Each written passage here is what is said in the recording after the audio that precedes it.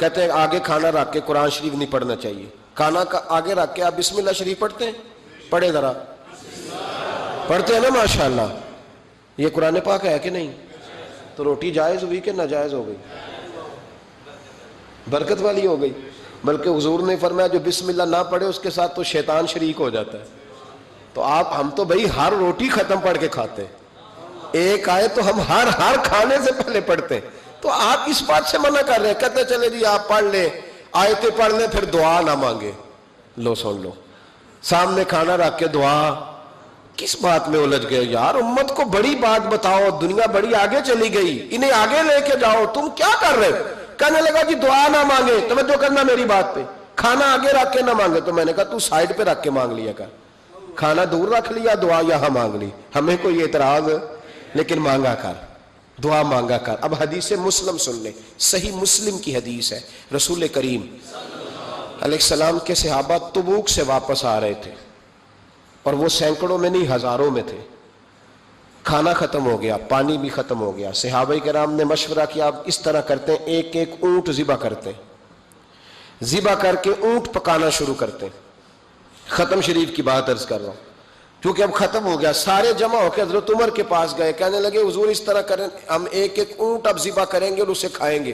حضرت عمر فرمانے لگے اونٹ ذبح کر لو گے تو سواری کس پہ کرو گے؟ کہ حضور پھر کیا کریں؟ فرمایا جتنا جتنا کھانا تمہارے پاس ہے نا میرے پاس لاؤ. کسی کے پاس اتنی سی کھجوریں تھیں, کسی کے پاس آدھا کلو سرکہ تھا, کسی کے پاس چند بچے ہوئے ٹکڑے تھے. سارا کچھ حضرت عمر کے پاس لائے. جناب عمر نے اپنی چادر میں, اپنے صافے میں سارا کچھ باندھا, سیدھے دروازہ رسول پہ پہنچ گئے. نبی کریم علیہ السلام کے آگے کھانا رکھ کے, آگے لنگر رکھ کے حضرت عمر کہنے لگے یا رسول اللہ ذرا برکت کی دعا کر دے. ہزاروں میں لشکر ہے. یہ نظریہ ہے جناب عمر فاروق کا, یہ طریقہ ہے حضرت عمر کا. نہ اس طرح کرو, امت کو نہ لڑاؤ.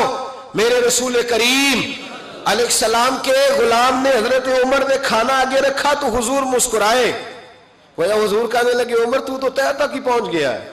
حضور مسکرائے اور مسکرا کے محبوب نے ہاتھ اٹھائے, دعا فرمائی. حضرت عمر کہتے ہیں جب میں اٹھا کے لے گیا تو وزن اس کا اتنا ہی تھا. جب میں لایا تھا جتنا وزن تھا, وزن بعد میں بھی اتنا ہی تھا. فرماتے ہیں میں نے وہ کھول دیا, اتنا سا کھانا تھا. میں نے کہا لو بھی کھاتے جاؤ. کہنے لگے ہزاروں کے لشکر نے کھا لیا, کھانا پھر بھی بچ گیا. فرمانے لگے واپس مدینے آنے تک ہم کھاتے رہے پر وہ کھانا ختم نہیں ہوا. یہ ہے کھانا آگے رکھ کے دعا کرنے کی برکت. یہ ہے کھانا آگے رکھ کے, یہ دعا کرنے کی برکت ہے. کھانا آگے رکھ کے. درویشوں کا لنگر کبھی ختم نہیں ہوتا. درویشوں کا لنگر کن کا میں کن فصلہ ٹے کن ہووے بخت سواللہ, دنیا آوے کھا کھا جاوے راضی ہووے بلا. درویشوں کا کبھی لنگر ختم تو جاری رہتا ہے. ان کے آستانوں پہ ہمیشہ لنگر ختم. شریف پڑھنا, اصال ثواب کرنا, یہ ہمارا طریقہ ہے. اب کہتے ہیں جی فیض کیا ہوتا ہے؟ ادھر دیکھو میری طرف. حضرت سلیمان بن بشار رحمۃ اللہ علیہ فرماتے ہیں مجھے ایک عورت کہنے لگی میرے ساتھ منہ کالا کرو.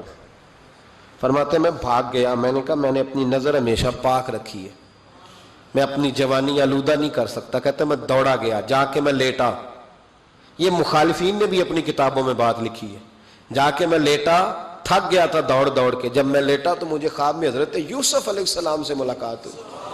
کہنے لگے اٹھ میرے سینے سے لگ, تو نے حضور کا امتی ہو کے وہ کام کیا ہے جو میں نے نبی ہو کے کیا تھا.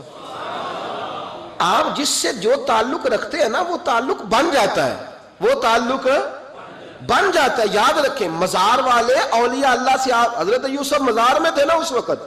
چلے آپ کو حدیث سنا لیتے ہیں, چونکہ میرے مرشدان عالی مرتبت کے آراز چل رہے ہیں تو میری طبیعت بڑی اشاش بشاش ہے.